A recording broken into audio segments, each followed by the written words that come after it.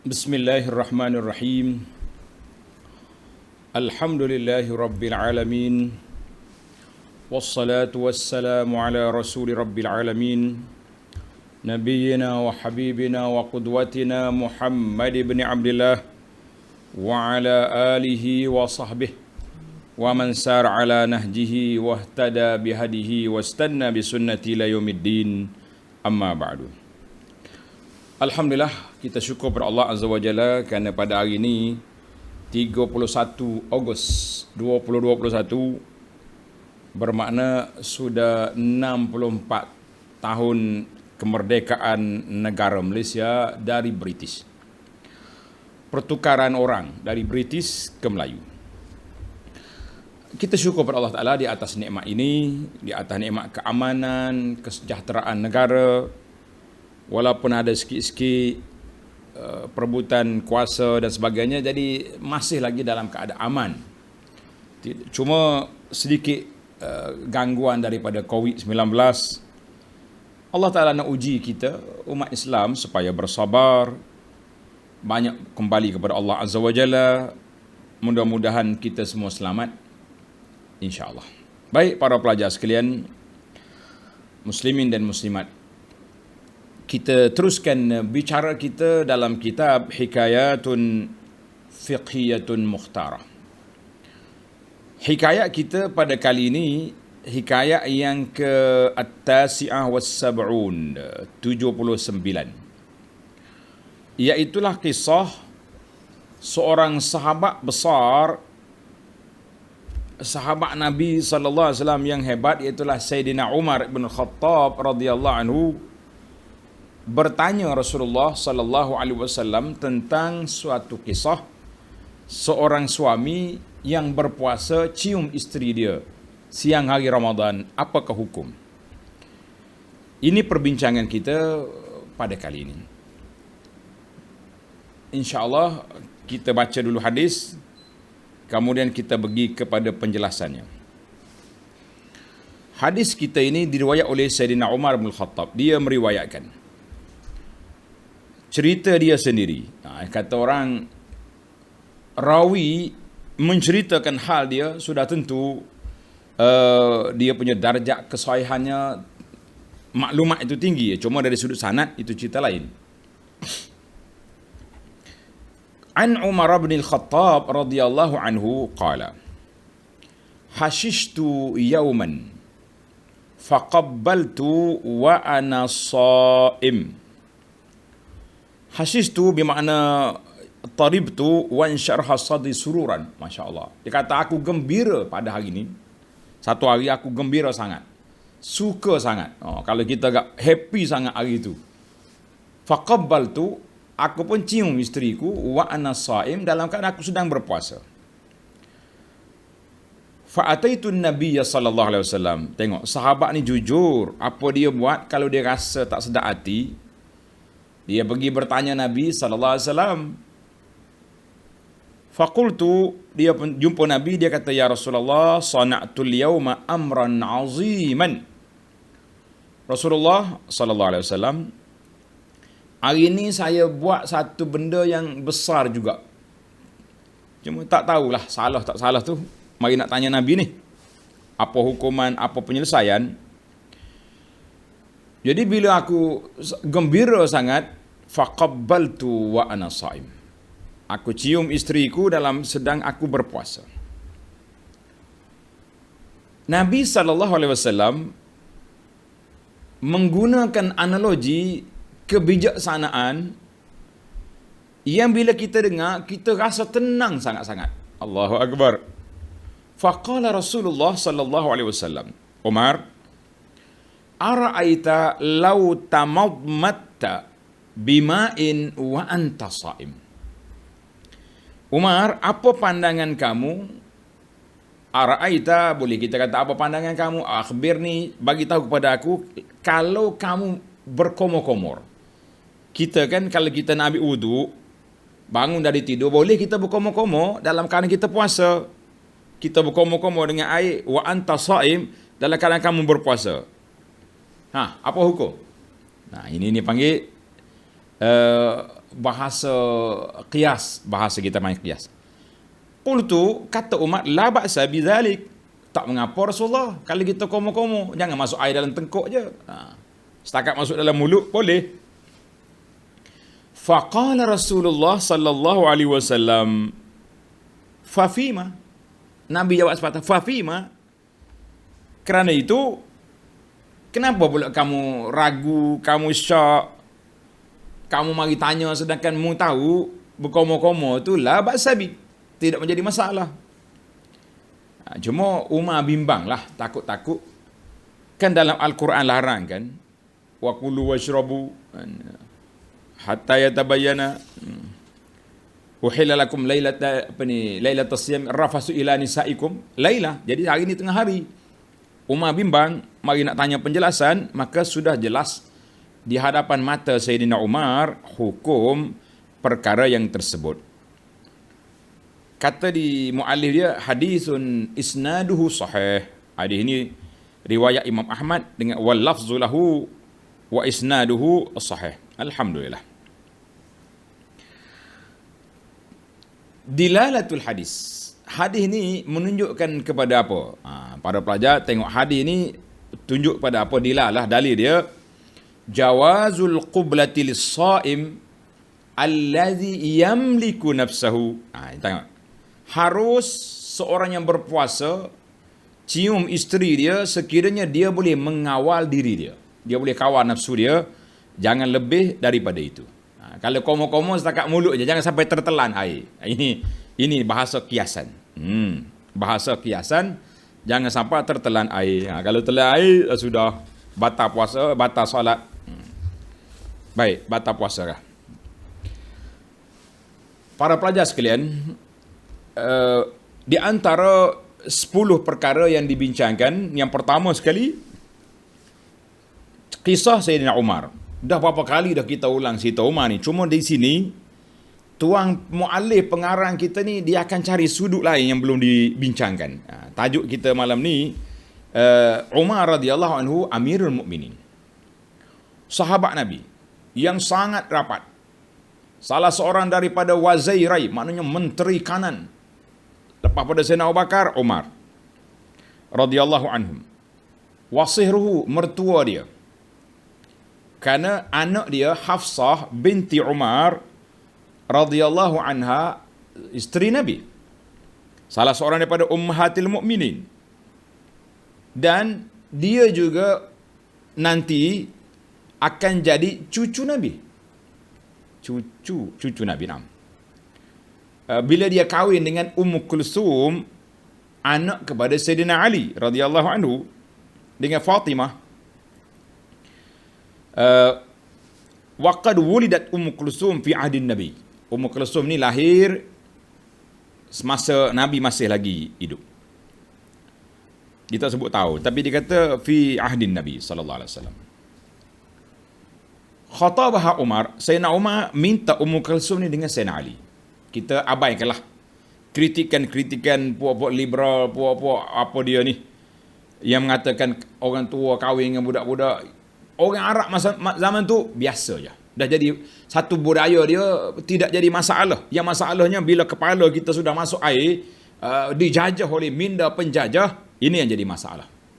Sebab itulah bila mari hari merdeka begini, ana suka sangat baca pantun. Allah yarham bapak saya rahimahullahu taala, dia berpantun 2 rangkap. Tuan-tuan yang tak dengar lagi, yang tak tulis lagi, tulis. Bila dia balik ke Malaysia lepas merdeka, dia tengok suasana Malaysia yang berubahnya pentadbiran daripada orang putih kepada anak yang peninggalan penjajah orang putih. Maka dia kata pantun, harimau mati meninggal belang, orang putih pergi tinggal perasaan. Perasaan nak jadi orang putih tu banyak lagi rupanya, dengan seluar pendek, dengan pakaian. Harimau mati meninggal belang, orang putih lari tinggal undang-undang. Sudah berapa puluh tahun kita, 64 tahun merdeka, undang-undang British Common Law masih lagi dipakai, kecuali diubah sebahagian daripadanya. Kita kata insya-Allah perubahan ini akan diubah. Jadi orang yang duk kritik masalah kahwin dengan kanak-kanak yang budak-budak ni, zaman tu, tuan-tuan kena balik kepada zaman itu, tidak jadi masalah bagi dia. Budaya dia biasa. Poligami pun biasa zaman dia. Sebab kita ni macam-macam dia punya tak biasa. Jadi jangan duduk tafsir, kita duduk tafsir dengan kepahaman kita, oh tak boleh ni, dikritik oleh orientalis lah, dikritik oleh barat lah. Barat apa benda yang, apa yang masalah. Tuan-tuan tengok kajian yang dibuat oleh sahabat-sahabat kita, dia tunjuk tentang geng-geng yang duk kahwin dengan yang budak-budak. Ramai juga puak-puak ni pun, saja dia nak main kita. Baik, balik pada cerita kita. Abang yang kelah kritikkan puak-puak kafir tak sedut cara dia. Yang penting kita nak pergi ke Sayyidina Umar. Kenapa dia nak kepada Ummu Kulsum? Ini patut apa ni kita bincangkan. Jadi bila dia pergi jumpa Sayyidina Ali, dia kata, ya Ali zawijniha, ya Abul Hasan, kawinkan aku dengan Ummu Kulsum. Fa inni, tengok, Umar bagi jaminan, inni arsudu min karamatiha ma lam yarsuduhu ahadun. Aku akan jaga, aku akan mulia dia, aku akan jaga dia. Tak ada suami yang boleh buat macam tu. Mana Umar bagi jaminan. Faqala Ali kata, ya Sayyidina Umar, anak aku tu masih kecil lagi. Tapi tak apalah, ana ab'asuha ilaik. Baik, sekarang ni aku tunjuk dia kepada kamu, keluar berjumpa. Fa in radiyatha, kalau dia suka, aku kahwinkan. Tapi kalau dia tak nak, aku tak boleh, tak paksa. Tengok ni. Maknanya bukan kata Ali jokoh anak dia, mung kena menikah ni. Tak. Ali kata pilihan di tangan dia. Kalau dia setuju, aku kahwinkan. Kalau dia tak setuju, maaf. Wajah mari Ummu Kulsum jumpa. Iyalah, adat dalam Islam ni kita kena jumpa. Calon ni anak kahwin tu kena jumpa. Tanya khabar dulu, tengok nak ke tak nak. Ummu Kulsum setuju. Setuju dengan perkahwinan, maka Umar kahwin dengan dia. Waja'a fajalasa ilal muhajirin fi rawdah. Sayyidina Umar pun pergi ke dalam masjid Nabi, pergi ke rawdah, jumpa dengan orang-orang muhajirin yang lain. Dia kata apa? Faqala zafiuni, rafiuni. Sahabat-sahabat semua ucap tahniahlah kepada aku. Orang tak tahu. Qala bimadza ya Amir Mu'minin. Mana Sayyidina Umar nak iklankan perkahwinan dia. Kahwin tak boleh sembunyi-sembunyi. Kalau main kahwin sembunyi-sembunyi, senyap-senyap, kahwin seberang sungai, seberang laut, apalagi kalau kahwin online, jangan. Nak kahwin betul-betul. Faqalu bimadza ya Amir Mu'minin, apa benda yang kami nak tahniah ni? Qala tazawwajtu Ummu Kulsum binti Ali. Aku sudah berkahwin dengan Ummu Kulsum, anak Sayyidina Ali. Kenapa? Tengok. Sayyidina Umar datang menjelaskan kenapa dia kahwin. Dia nak sangat kepada Ummu Kulsum ni, kenapa? Tuan-tuan jangan duduk nampak kerana nafsu, kerana lah. Ramai lagi wanita kalau Umar nak kahwin. Tapi sebabnya sami'tu Rasulullah sallallahu alaihi wasallam yaqul kullu sababin wa nasabin wa sihrin yanqati'u yaumal qiyamah. Semua sebab-sebab, keturunan-keturunan, mertua menantu akan hilang, terputus pada hari kiamat, masa huru-hara tu. Illa sababi wa nasabi wa sihri, kecuali orang-orang yang berlalu pertalian dengan aku. Sama ada keturunan dia ataupun mertua menantu dia. Qala Umar, aku sudah jadi mertua kepada Nabi sallallahu alaihi wasallam. Fa aradtu an ajma'a ilaihi sir, aku juga nak jadi menantu dari kalangan cucu. Ini punca Sayyidina Umar nak kepada Ummu Kulsum radhiyallahu taala anil jami'. Tazawwajha ala mahrin 40,000, masya-Allah. Sayyidina Umar bagi mah kahwin kepada Ummu Kulsum 40,000 dirham. Banyak juga, tidak main-main kan. Tahun 17 Hijrah. Tahun 17. Dan Ummu Kulsum dapat anak dengan Sayyidina Umar, dua orang, Zaid Al-Akbar dengan Ruqayyah. Zaid dengan Ruqayyah. Wa tuwfiyat Ummu Kulsum wafat ibnuha dengan anaknya Zaid pada hari yang sama. Masya Allah. Selepas daripada Sayyidina Umar wafat, usiba Zaid fi harbin. Zaid anak Umar ni berani juga dianya. Ikut ayah dia juga. Masya Allah. Zaid radhiyallahu anhu pergi satu peperangan berlaku di Bani Adi. Bani Adi ni, Bani keluarga Sayyidina Umar. Berlaku peperangan, berkelahi di situ. Zaid nak pergi mendamaikan mereka. Fashajjahu rajulun fi zulmati. Dalam satu gelap, mari seorang lelaki pukul kepala dia. Famata ba'da ayam. Wa salla alaihima. Yang menjadi imam salat ke atas Ummu Kulsum dengan Zaid, Abdullah bin Umar. Abdullah bin Umar ni anak Sayyidina Umar, abang kepada Zaid, kan? Qaddamahu al-Hasan bin Ali. Sayyidina Hasan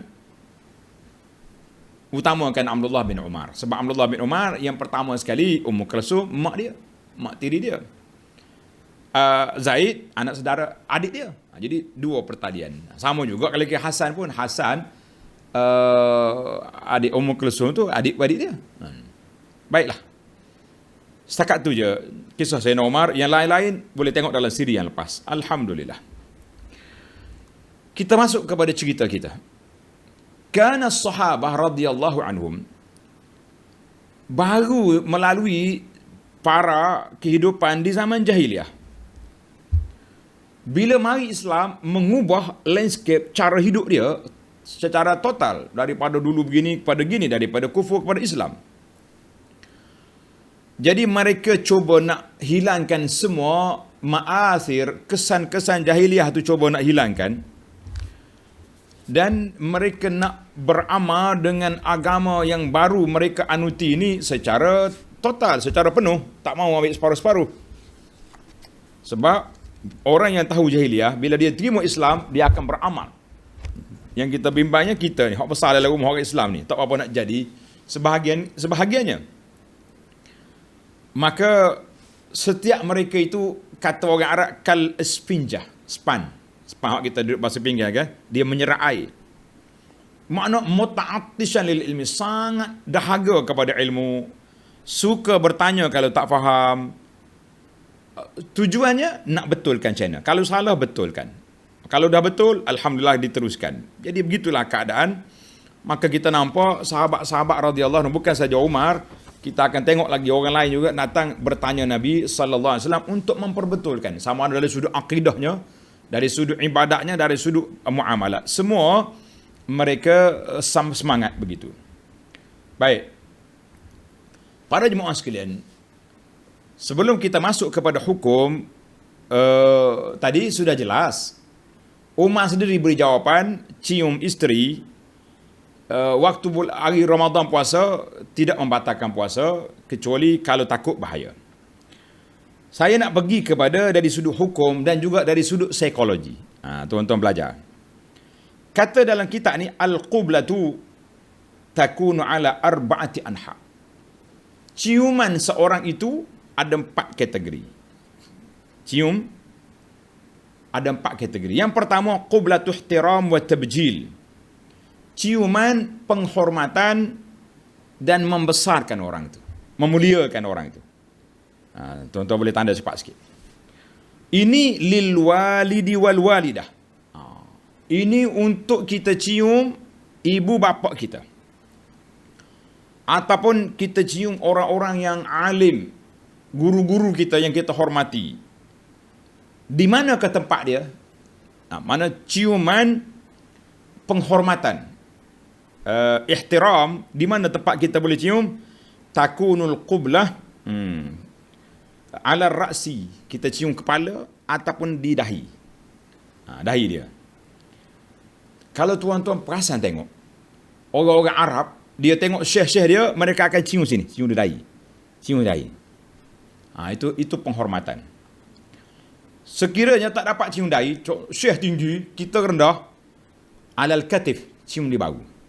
Banyak juga kalau dia tengok kan, ada setengah-setengah orang guru ni besar, dia kecil, kan? Dia cium sini, bahu. Au zahir al-kaf, ataupun di sini, belakang, jangan cium tapak tangan, belakang tangan, cium sini. Gitu. Cium. Itu dia panggil ciuman ihtiram. Mana mak ayah kita kena cium kepala dia, cium dahi dia, di bahu ataupun di tangan. Cuma kita kena ingatlah cium ni, masalah cium tangan ni anak-anak ni. Budak-budak sekarang ni dia bukan cium, dia hatut dengan dahi dia. Tak, dia mari nak salam kita, sana. Cium gini. Ni dengan dahi hatut. Orang Arab ni bila mari sini Malaysia, orang Malaysia ni pergi hatut dahi di tangan, dia marah, dia kata la. Kita tak boleh sujud dengan dahi kita di atas tangan orang. Itu sujud nama dia. Kalau nak cium. Gitu. Cuma katanya cium tak berbunyi. Jangan bunyi. Gitu ya. Hormat. Baik. Itu kategori yang pertama. Kategori yang kedua, qublatur rahmah. Atfun wa hanan. Cium kasih sayang, rahmat, kasihan belas kepada siapa? Takunu lid-du'afa, bagi kepada orang-orang yang lemah, khususnya kepada anak-anak kita. Anak-anak kita itu dia panggil untuk anak laki-laki ke anak perempuan, ataupun keluarga-keluarga kita yang lain, ataupun lain-lain daripada keluarga, maka cium anak-anak, cium kasih sayang, kasihan belah ini, di mana ke tempat cium dia? Tanda. Takunu ala ra'si wal jabhah. Kita boleh cium di kepala, boleh cium dahi, boleh cium di pipi dan tangan, belakang tangan juga. Batinan wa zahiran. Jadi boleh. Kalau anak kita boleh cium belakang tangan, boleh cium tapak tangan, boleh. Kena tengok jenis-jenis keluarga kita. Mana kalau keluarga rapat dekat, lain sikit. Kalau jauh tu lain sikit. Tengok kepada dia panggil uruf al-ijtimai, masyarakat. Biasanya ciuman ibu bapa, nenek, atuk kepada anak-anak dan cucu-cucu. Ini dia panggil cium rahmat kasih sayang. Baik. Untuk melengkapkan cerita ni para pelajar sekalian, tanda sikit. Ana baca dalam seorang doktor psikologi, dia pendakwah psikologi, dia kata ibu bapa kena cium anak-anak dia setiap hari. Setiap hari kita kena cium anak kita. Orang tanya, Syekh, sampai umur berapa? Dia kata siapa umur 160 tahun pun selagi dia anak kita cium dia. 4 tempat. Tanda sikit. Yang pertama, kita cium di ubun-ubun di kepala ni, atas pada dahi itu ubun-ubun. Dia kata ini dia panggil qublatul fakhr. Cium menunjukkan kebanggaan kita terhadapnya. Contohnya anak kita dapat A. Kan? Bapa saya dapat A, kita pegang anak kita, cium atas kepala dia. Sambil kita berdoa, Allahumma allimhu al-ilman nafi'a. Kan? Kita sambil kita doa. Itu dia panggil cium atas ubun-ubun. Itu ciuman kebanggaan, al-fakhru.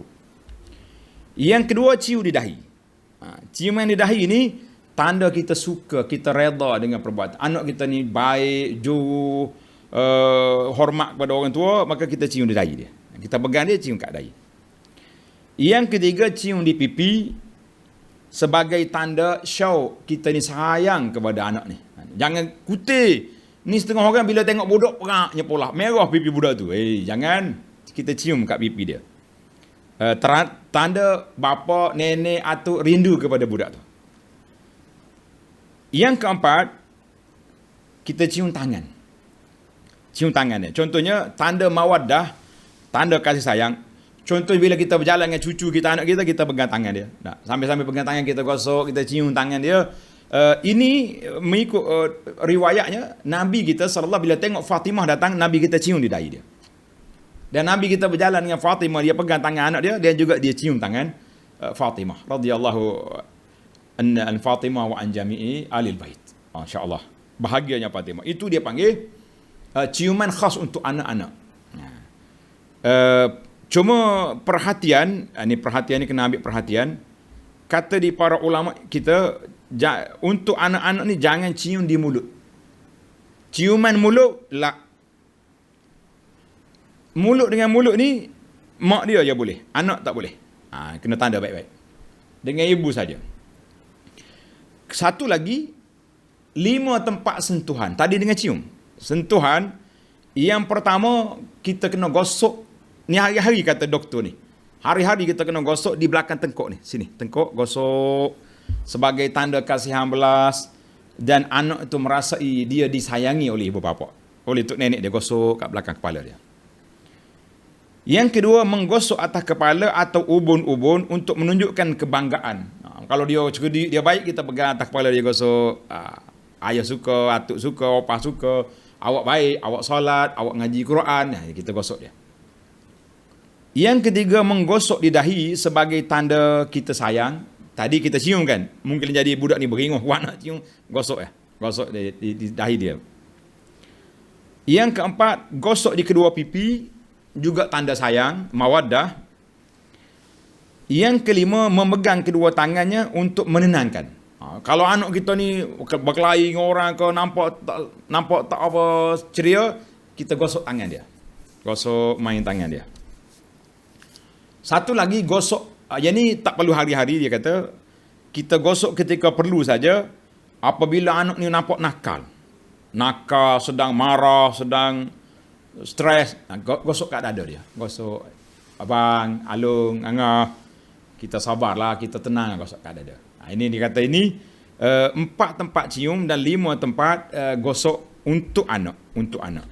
Cuma dalam perbincangan di antara para pendakwah itu, ada yang mengatakan itu pandangan doktor, ada yang mengatakan semua untuk anak-anak tadi sesuai juga suami gosok isteri dia. Wallahu alam.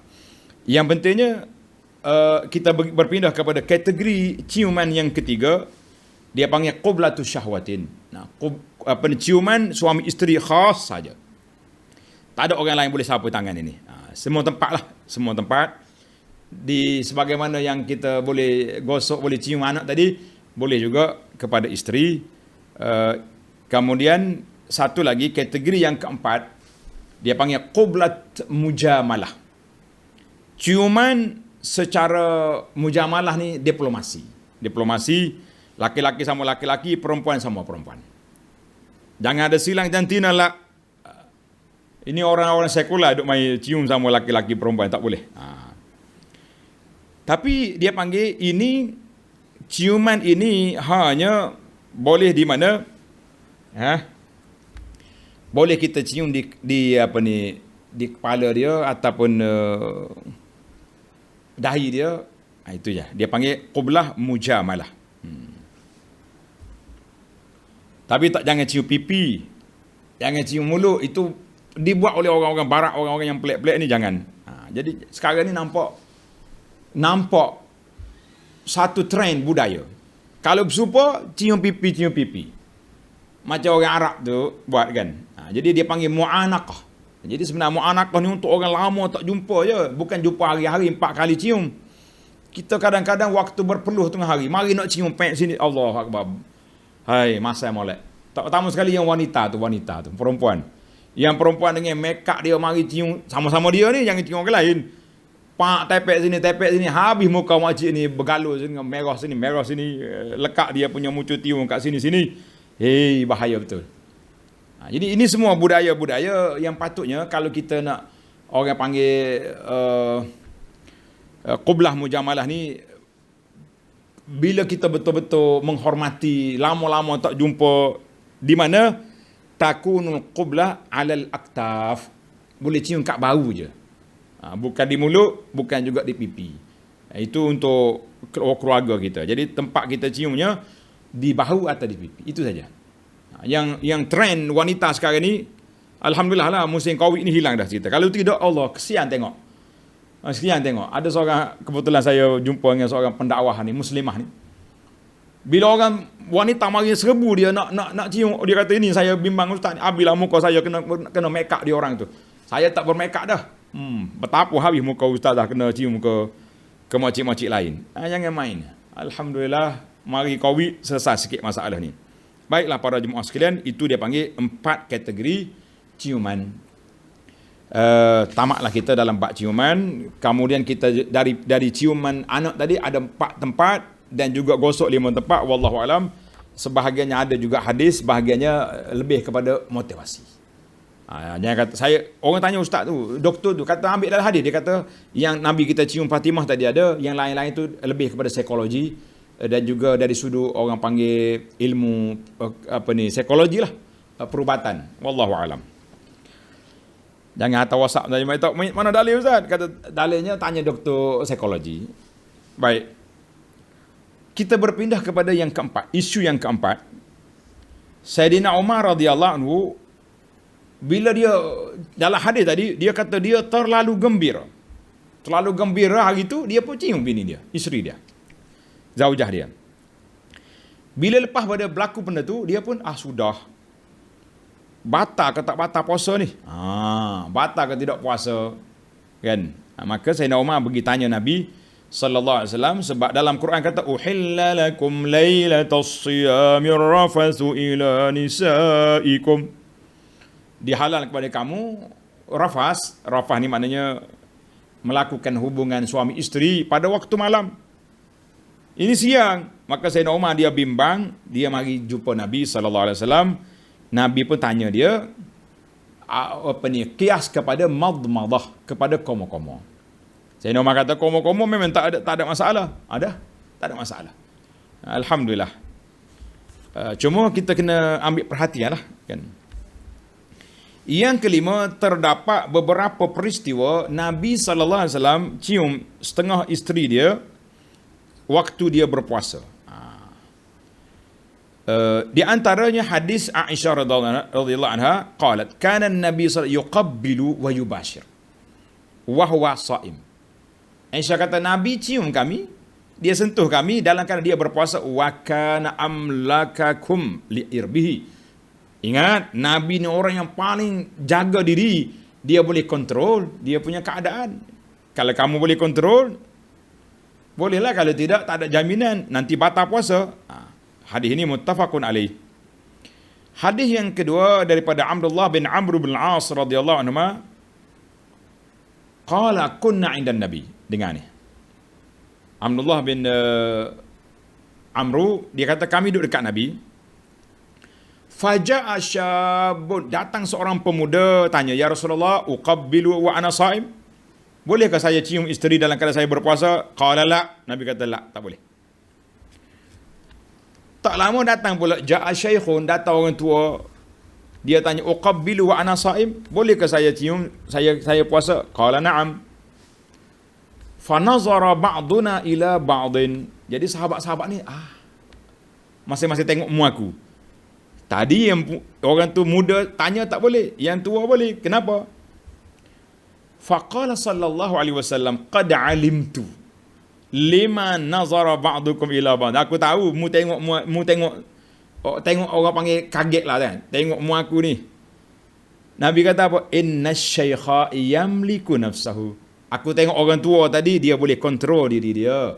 Maksudnya aku benarkan dia cium. Yang muda tu aku tengok tak boleh, lain macam dia punya cara tanya tadi.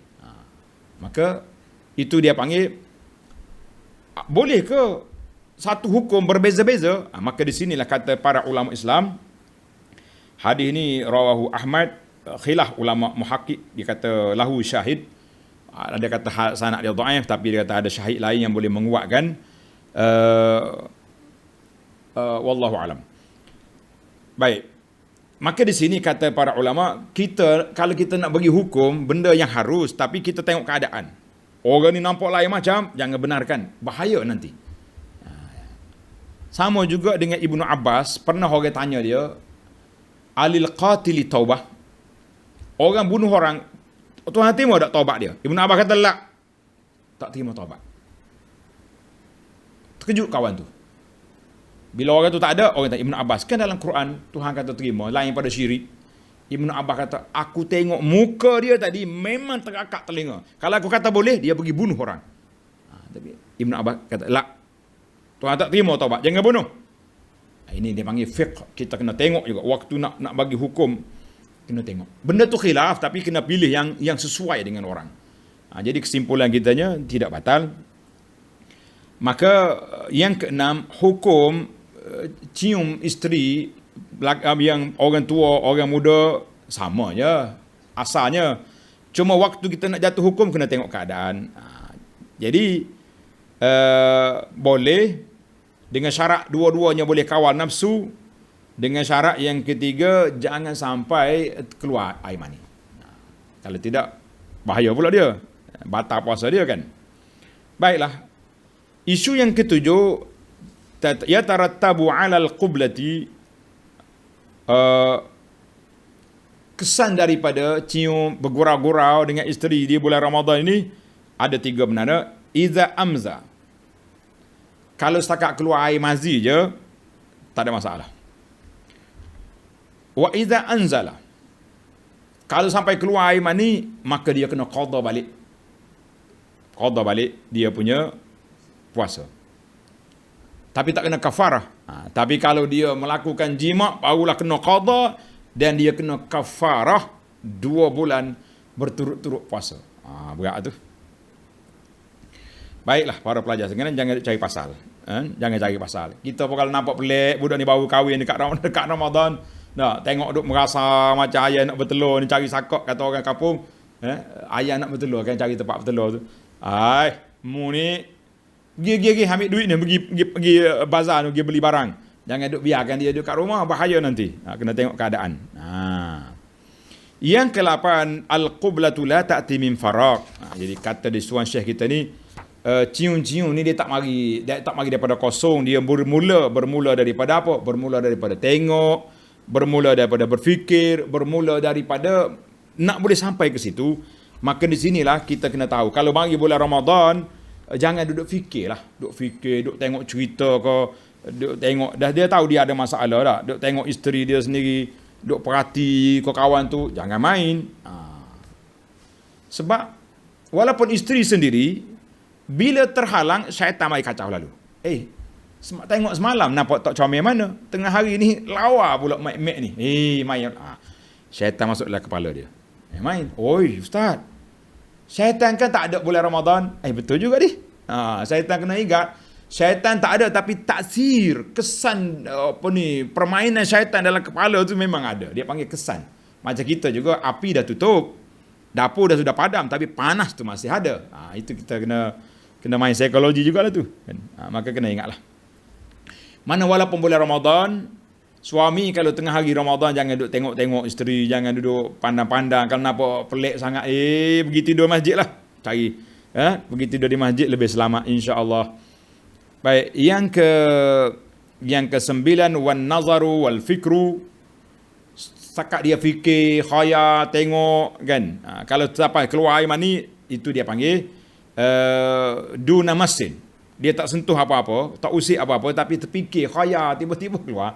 Maka kata di ulama, la qada alaihi wala kafarah. Tak payah qada, tidak perlu kafarah. Tapi kalau hasil daripada sentuh tadi, lah. Yang terakhir, yang ke-10, kalau kita bercakap tentang nazar, kita kena bercakap juga tentang kata-kata. Ini ada setengah orang ni dengar suara wanita pun dia dah naik seh dah, kata orang. Boleh menyebabkan dia orang panggil tergoda dia punya. Itu bahaya.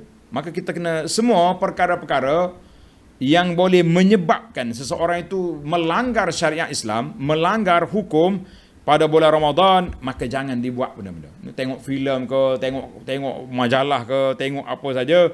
Jadi perkara-perkara yang tidak baik ini hendaklah kita tinggalkan. Kerana itu bila mari Ramadan, maka banyak perkara yang pelik akan berlaku. Sebab dia manusia ni begini ya tuan-tuan. Bila terhalang, dia mulalah kacau. Sebab itu anak perhati tengok, di antara cabaran besar apabila orang pergi haji. Bila pergi haji, pakej biasa, bilik lain-lain, laki-laki sebelah, perempuan sebelah. Seorang pakcik, tua dah dia, pencin. Saya ceramah, kata tuan-tuan, kita bila mari haji ni, di antara perkara yang menjadi larangan ihram besar, iaitulah rafas. Berbincang, bercakap, melakukan perkara-perkara yang berkait dengan hubungan suami isteri. Itu dilarang oleh Allah Ta'ala. faman farada fihinnal hajja fala rafatha wala fusuqa wala jidal. Jangan lagi bincang perempuan, jangan berkelahi, jangan duk bala. Tiba-tiba pak cik ni tepuk meja, tepuk lantai, pam, tepuk. Terkejut saya. Astagfirullah. Kenapa? Betul ustaz, dia kata. Tak kata betul. Hamba baca Quran. Masya-Allah. Dia kata saya duduk di rumah. Pencin dah dia ni. Isteri saya lama dah tidur dengan cucu. Malam-malam dia jaga cucu dia tidur. Saya tak ada apa-apa pun. Jarang-jarang je dia mari duduk tidur kat saya sini. Tapi bila mari Mekah ni, nak kita 4 kali sehari bilik sebelah tu.